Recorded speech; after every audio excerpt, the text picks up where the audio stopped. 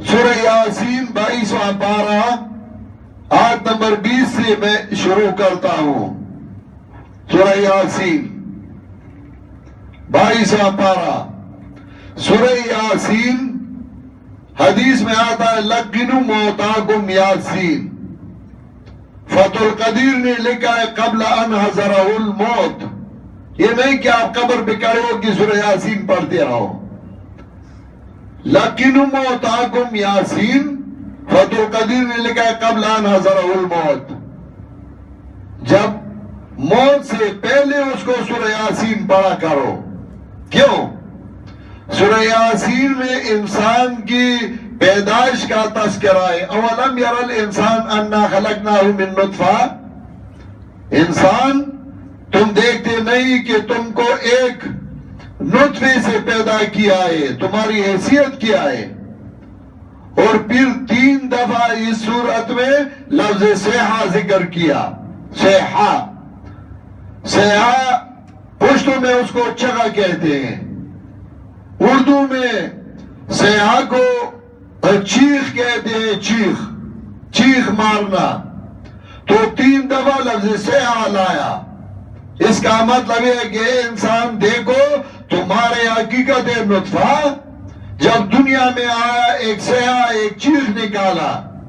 دنیا سے جا رہے ہو، ایک صیحہ اور ایک چیخ نکالو گے، اور قیامت کے دن جب اٹھو گے تو چیختے رہو گے ما لہذا الکتاب لا یغادر صغیرۃ ولا کبیرۃ الا احصاها۔ تو کیوں دنیا میں مستی کر رہے ہو؟ اور دلیل نقلی صاحب یاسین کا ذکر کیا کہ دیکھے ایک زمیندار آدھی گھنٹے کا مسلمان، اس نے توحید بیان کیا اور بے شہادت اس کو نصیب ہوئی، لیکن اس نے مسئلہ کون سا بیان کیا؟ حج کا مسئلہ، نماز کا مسئلہ، مسواک کا مسئلہ، وہ تو بعد میں، پہلے تو توحید ہے۔ سورہ یاسین آیت نمبر 20۔ وَجَاءَ مِنْ أَقْصَى الْمَدِينَةِ رَجُلٌ يَسْعَىٰ قَالَ يَا قَوْمِ اتَّبِعُوا الْمُرْسَلِينَ اتَّبِعُوا مَن لَّا يَسْأَلُكُمْ أَجْرًا وَهُم مُّهْتَدُونَ۔ وَجَاءَ مِنْ أَقْصَى الْمَدِينَةِ رَجُلٌ يَسْعَىٰ، اور شہر کے پرلی سری سے ایک آدمی دوڑتا ہوا آیا۔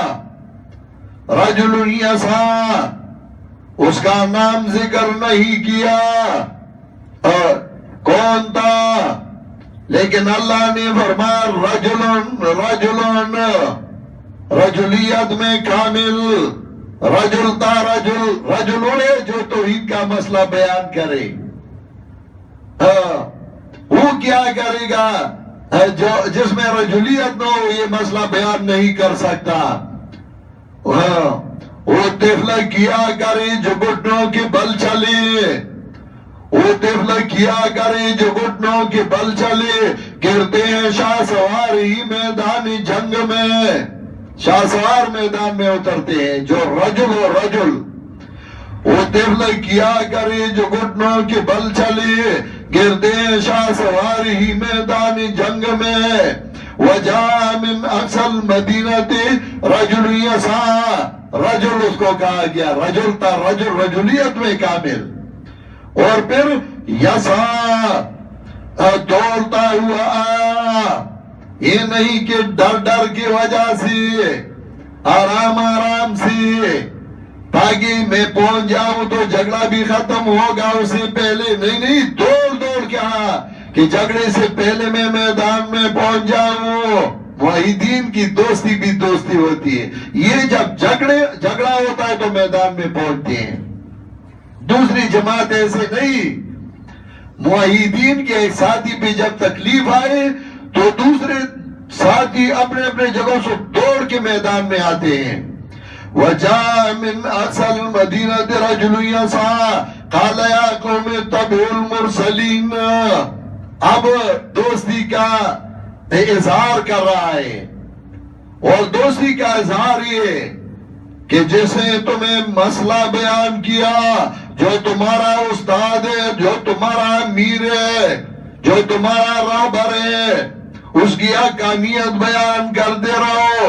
یہ نہیں کہ اس کی غیبت، اس کی مخالفت، یہ کہو لوگوں کو یا قوم اتبعوا المرسلین، حق پرست ہے. اور دوسرا اتبعوا من لا يسألكم اجرا وهم مهتدون. کہنے لگا شہر کی پرلی سری سے ایک آدمی دوڑتا ہوا آیا، اس نے کہا اے میری قوم ان رسولوں کی بات مانو، اے میری قوم.